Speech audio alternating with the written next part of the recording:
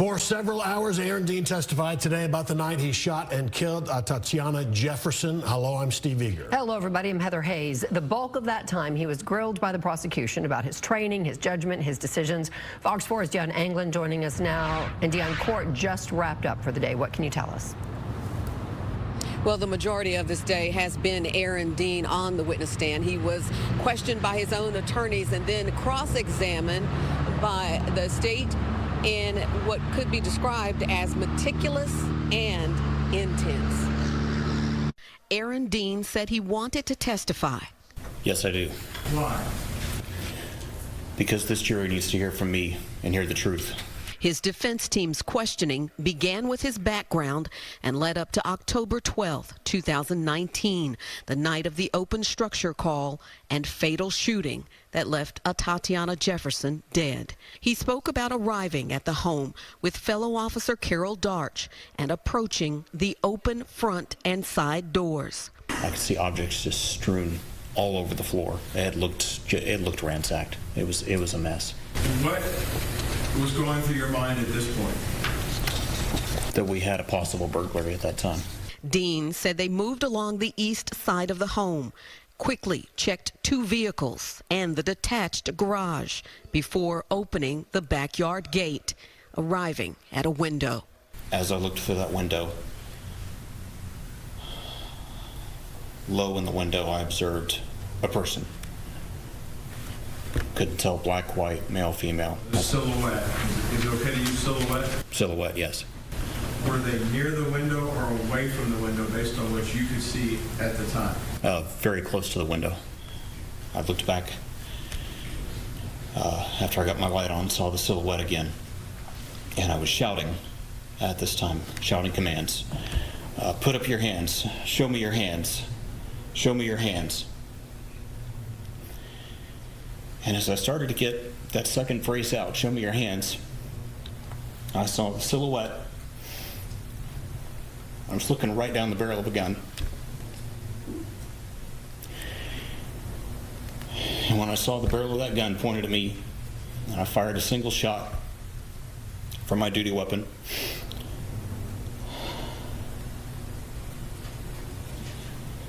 And immediately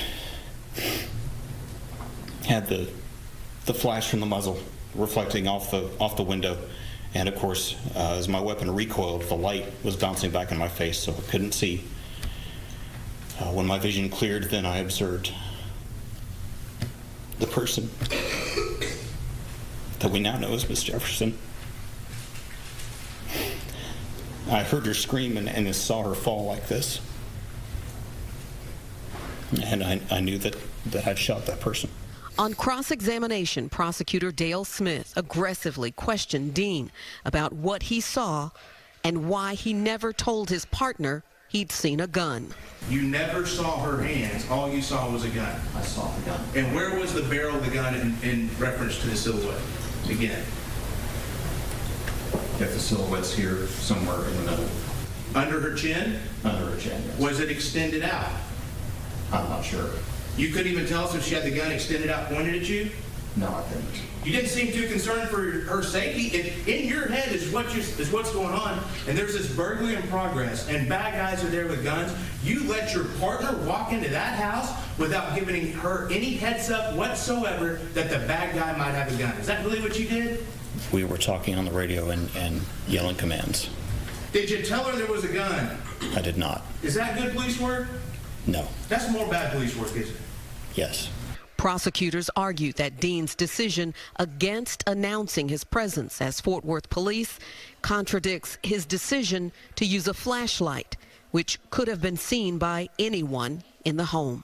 So all this other stuff that you didn't want to announce your presence, that's when you decided to announce your presence. Right then, through that back window, in someone's own backyard, in a private citizen's backyard, through a gate that was shut, back there through a window. Now it's finally when you decided to announce your presence. Because I thought we had a burglary. And you didn't announce your presence with Fort Worth PD, did you? You just used your flashlight, correct? No, I just used my flashlight. And whoever was in that house had no idea, did they? I don't know. Now, more than 4 hours, Dean was on the witness stand today. At one point, the prosecutor asked him what grade would he give himself overall on a scale from A to F, and he responded that he would give himself a B. And when the prosecutor asked, said that's a high mark, what would you describe, how would you describe earning that grade of a B? And Dean could not answer that question. Testimony will resume first thing tomorrow morning. It is wrapped for the day. It's the very latest live here. Back to you all. All right, yeah, Dion, thank you. So again, if you want to watch that trial, as Dion said, continuing tomorrow, you can do that because we are streaming it live on fox4news.com and on the Fox 4 YouTube page. Also on our website, you can go there and find an interactive timeline of this case.